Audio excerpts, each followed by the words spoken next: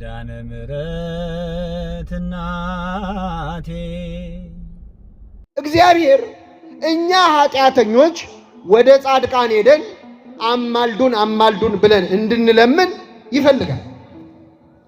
በምን አወቅን? በመጽሐፍ ቅዱስ ነው። በምን እናውቃለን? ድሮስ ኦሪት ዘፍጥረት ምዕራፍ 20 ላይ ልውሰዳችሁ። ታላቁ አባታችን አብርሃም ጻድቁ አብርሃም የእግዚአብሔር ወዳጅ ነው። ሚስቱም እንደዚሁ ለእግዚአብሔር የታመነች ነች። አብርሃምና ሳራ እያልን የምናመሰግናቸው ናቸው። አብርሃም ሚስቱን ሳራን ይዞ ጌራራ ወደምትባል ሀገር ሄደ። በሄደ ጊዜ ሳራ እጅግ በጣም መልካም ስለሆነች እሷን ፈልገው እሱን እንዳይገሉት ፈራ። ስለዚህ ሳራን ሚስቴ ናት በማለት ፈንታ እህቴ ናት አለ ይላል። እህቴ ናት አለ። የፈራው አልቀረም። የጌራራ ንጉሥ አቤሜሌክ ሳራን ባየ ጊዜ ልቡ በዝሙት ጦር ተነደፈ። ይችን ሴትማ አገባታለሁ ብሎ ዛተ።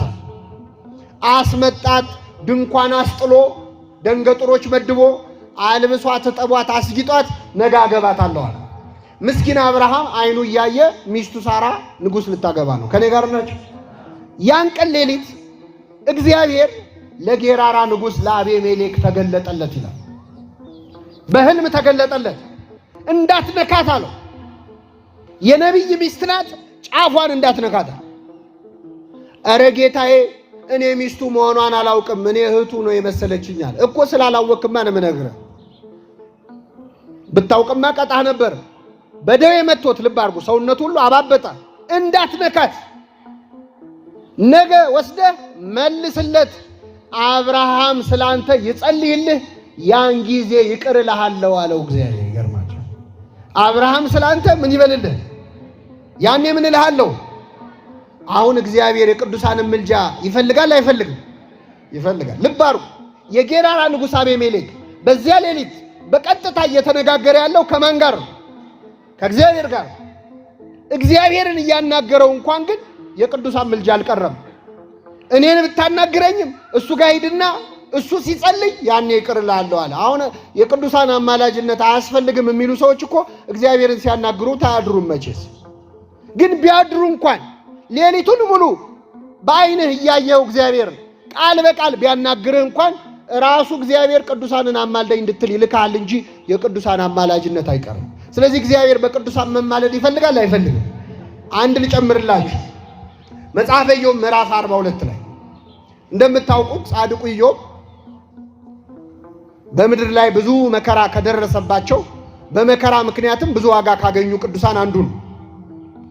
ኢዮብ ብዙ መከራ ባንድ የወረደበት፣ በመጀመሪያ ሀብት ንብረቱ ጠፋ። ከዚያ 10 ልጆቹ በአንድ ቀን ሞቱበት። ኢዮብ ግን እግዚአብሔር ሰጠ፣ እግዚአብሔር ነሳ፣ የእግዚአብሔር ስም የተመሰገነ ይሁን አለ። በመጨረሻ ኢዮብ ከራስ ፀጉሩ እስከ እግር ጥፍሩ ድረስ በደዌ ተመታ፣ ቆሰለ፣ ብዙ መከራ አየ እና በዛ ስቃይ ላይ ያለ ግን ጓደኞቹ መጥተው ደግሞ አላስቀምጣሉት። 3 ጓደኞች ነበሩት። ኢዮብ በነገር ይጠዘጥዙ ነበር። በቁስሉ ላይ ጥዝጣዜ ሆናችሁብኝ ብሏቸዋል እሱ ራሱ። እና ኢዮብን እየመጡ እንዲያርግ እንዲያታርግ። አንዳንዴ ሰው በሽተኛ ልንጠይቅ ሄደን ሆድ አስብሰን የምንመጣ ሰዎች አለን እንኳን አይደል? አዎ በቃ የማይሆን ነገር ምንና እግዚአብሔር ይማሪ ይበቃል። እና ኢዮብን መከራ አሳዩት። በመጨረሻ እግዚአብሔር ምን አለ? መጽሐፈ ኢዮብ ምዕራፍ 42 ላይ እንደ ባሪያዬ እንደ ኢዮብ መልካም ነገር ስላልተናገራችሁ ቁጣዬ በእናንተ ላይ ነዷላል። ስለዚህ 7 ወይፈን 7 አውራ በግ ይዛችሁ ወደ ባሪያዬ ወደ ኢዮብ ሂዱ። ባሪያዬ ኢዮብ ስለናንተ ይጸልያል፣ ያን ጊዜ ይቅር እላችኋለሁ አለ እግዚአብሔር። ኢዮብ ስለናንተ ምን ይላል? ያኔ ምን እላችኋለሁ? ስለዚህ እግዚአብሔር የቅዱሳንን ምልጃ ይፈልጋል አይፈልግም? ኃጢአተኞችን ወደ ጻድቃን ሄዳችሁ አማልደኝ በሉ ሲል መጽሐፍ ቅዱስ ላይ ተጽፏል። ይህ ብቻ አይደለም፣ ጻድቃንን ደግሞ እንዲያማልዱ ይገፋፋቸዋል እግዚአብሔር። ኃጥአንን አማልደኝ በሉ ይላል፣ ጻድቃንን ደግሞ ለምልጃ ይገፋፋል። ለዚህ ነው አንድ ጥቅስ ብቻ ልስጣችሁ። ዘጸአት ምዕራፍ 32 ቁጥር 32 ላይ እግዚአብሔር ከወዳጁ ከሙሴ ጋር በሲና ተራራ ላይ ቃል በቃል እየተነጋገረ ነው። ሙሴ በሰባቱ መንጦላይት በሰባቱ መጋረጃዎች መሃል እያለፈ ከእግዚአብሔር ጋር ቃል በቃል ሲነጋገር እስራኤላውያን ጠብቀው ሙሴ ሲዘገይባቸው አይመጣም ብለው ከወርቅ ጥጃ ሰርተው ከግብፅ ምድር ያወጣን አምላካችን ብለው ለጥጃ መስገድ ጀመሩ። በጣም ይገርማል። እግዚአብሔር እስራኤልን ከግብፅ በቀላሉ አውጥቷቸዋል። ግብፅን ግን ከእስራኤል ውስጥ ለማውጣት በጣም ነው የተቸገሩ። የግብፅ ጣዖት አምልኮ ውስጣቸው ስለነበረ ለጣዖት መስገድ ጀመሩ። እግዚአብሔር ይህን ጊዜ አዘነ። ሙሴ ሆይ ከግብፅ ምድር ያወጣኸው ሕዝብህ በድለውኛል። ስለዚህ ቁጣዬ እንዲቃጠልባቸው አጠፋቸው ዘንድ ተወኝ አለው ይላል። ከኔ ጋር በሉ አጠፋቸው ዘንድ። ማን ነው ተወኝ የሚለው? አሁን እግዚአብሔርን ሙሴ መከልከል ይችላል? አይችልም። አጠፋቸው ዘንድ ተወኝ፣ አንተን በሌላ ሕዝብ ላይ መሪ አድርጌ ሾመሃለሁ፣ ቁጣዬ እንዲቃጠልባቸው አጠፋቸው ዘንድ ተወኝ አለው። አይገርምም? እግዚአብሔር ሕዝብ ሲያበሳጨው መሪው ጥሩ ከሆነ ካገኘው ለአንድ መሪ ብሎ ሕዝብ ይቀይራል። ለመሪ ብሎ ሕዝብ ይቀይራል። ለመሪ ብሎ ሕዝብ መቀየር የሚችል አምላክ ለሕዝብ ብሎ መሪ መቀየርስ ይችላል? አይችልም? ይችላል። ስለዚህ ችግሩ እኛ ላይ ነው ማለት ነው። እኛ ከተመቸነው መሪ መቀየር አይከብደውም። ለምን? ለመሪው ቅድስና ብሎ ሕዝቡን ልቀይርላል። ሙሴ ምን አለ? ጌታ ሆይ ለኛ አይደለም ለስም ብላ ሕዝቡን ከግብፅ ባርነት ነፃ አውጥቶ በበረሃ ፈጃቸው ብለው አሕዛብ በስም ላይ ይዘብቱባል። ስለዚህ ለኛ አይደለም ለስም ብለ ለአብርሃም፣ ለይስሐቅ፣ ለያዕቆብ የገባውን ቃል ኪዳን አስብ። ይህንን ሕዝብ ከምታጠፋ እኔን ከሕይወት መጽሐፍ ምን በለኝ ሰርዘኛ። እግዚአብሔርም በሕዝቡ ላይ ሊያደርግ ከነበረው ጥፋት ራራ ይቅርም አላቸው ይላል። እግዚአብሔር ይቅር ይበለን ሁላችን። አሁን ይህን ያነሳውላችሁ ምእመናን፣ እግዚአብሔር ማጥፋት ከፈለገ ሙሴን እያስፈቀደ ነው የሚያጠፋው? እግዚአብሔር የሚሳነው ነገር አለ? ለምንድን ነው ለሙሴ የሚነግረው? ለምንድን ነው የሚነግረው? ለመረጃ ነው። ለመረጃ ከሆነ ሕዝቡን አጥፍቶ ሙሴ ሆይ አጠፋዋቸው እኮ ማለት ይችላል። ለምንድን ነው የሚነግረው? ሙሴ ስለ ሕዝቡ ምን እንዲል ነው? እንዲለምን እንዲጸልይ ነው እንጂ ለኛ እኮ እግዚአብሔር እንዲህ አይነት ነገር አያማክርም። አሁን እግዚአብሔር ለኛ መጥቶ እስቲ እነገሌን ላጠፋቸው ነው ምን ይመስላችኋል ቢላችሁ ግን እንደምትሉ ወይ እግዚአብሔር ወይ ሐሳቡ ካንተ ከመጣማ ጨምረ እነገሌንም በዛው አጥፋል እንለዋል። ቅዱሳኑን ግን ያውቃቸዋል። በቅዱሳን መማለድ ማን ይፈልጋል ማለት ነው? እግዚአብሔር ይፈልጋል። አንድ ወንድማችን የንስሐ አባት ይዞ አንድ ነገር ደውሎ ጠየቀኝ። ምንድነው? ጥሩ አባት ናቸው በጣም ግን ራቀኝ መንገዱ አለ እና እግዚአብሔር ከሰፈር እሳቸው ድረስ የምትሄደውን እርምጃ ቆጥሮ ይቅር ይልሃል። አባት ይቀርል ወይስ አይቀርልህ አልኩት። ስለው አይ እንደዛ ከሆነ ይሆንልኛል። እግዚአብሔር ምህረት ፈልገን የሄድናትን እያንዳንዷን እርምጃ ይቆጥራል አይቆጥርም? አንድ አባት ምን ሆነ መሰላቸው? ከገዳም ተነስቶ በጠዋት ውሃ ሊቀዳ ለገዳሙ ይሄዳል። ብዙ ኪሎ ሜትር ተጉዞ ውሃ ቀድቶ ሲመለስ ይመሻል። ይሄዳል፣ ይመሻል። መጨረሻ ሰለቸው። ምን አለ? እግዚአብሔር ሆይ እኔ የመነኮስኩት ውሃ ልቀዳ አይደለም ልጸልይ ነው።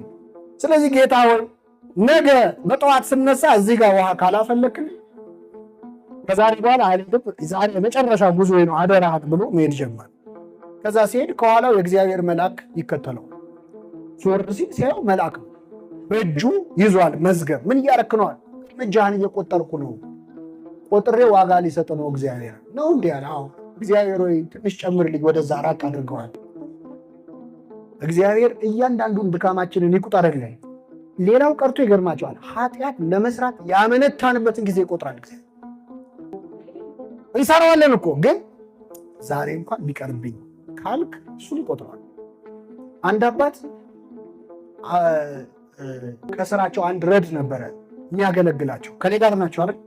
እና እሳቸው ጸልየው ሳያሰናብቱት አይተኛም ነበር።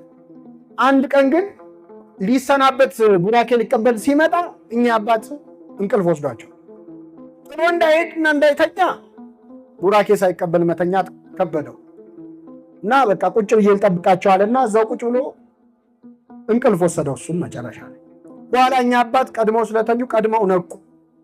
ሲነቁ ሲያዩት ተኝቷል። ግን ራሱ ላይ 7 አክሊሎች የብርሃን አክሊል ተደርጎለታል። አማተቡ፣ ደነገጡ። ከዛ በኋላ አንተ ተነስ ብለው ቀሰቀሱት። እሱ ሲነቃ አይ አክሊሉን አይ። ከዛ ምን ሆነ ነው ትናንት ምን ተፈጽሞ ነበር ብለው ጠየቁት። አይ ሳይባርኩኝ አልተኛም ብዬ መጣሁኝ። ከዛ ተኝተው ሳይ አይ በቃ ትቼ ልሂድ ብዬ መንገድ ጀምርና አይ ግን ሳይባርኩኝማ አልተኛም እያልኩ ስመለስ 7 ጊዜ ተመላልሻለሁ። እግዚአብሔር አክሊል የሰጠው ለመመላለሱ ኃጢአት ላለመስራት ዛሬ ቅርብኝ እስቲ ዛሬን እንኳን ማለትህን እግዚአብሔር ይቆጥርልሃል፣ ለሁላችን ይቁጠርልን። እና የወንበዴ በሚገርም ሁኔታ ዛሬ ከኔ ጋር በገነት ትሆናለህ አለው። ብዙ ቅዱሳን እየጠበቁ የሚገርማችሁ የገነት ጠባቂ ኪሩብ በጣም ተደንቆ ጠየቀ። አንተ ማነህ? አብርሃም ነህ? ይስሐቅ ነህ? ያዕቆብ ነህ ብሎ ጠየቀ። ኧረ አይደለሁም፣ እኔ ከጻድቃን አንዱ ነህ። አይደለሁም። ታዲያ ማነህ? ወንበዴ ነኝ አለ።